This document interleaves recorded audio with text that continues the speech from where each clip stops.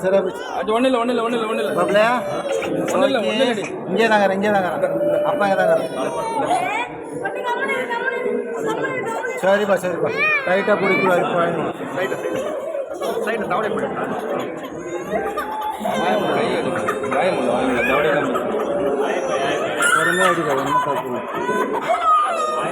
ஒன்றும் இல்லை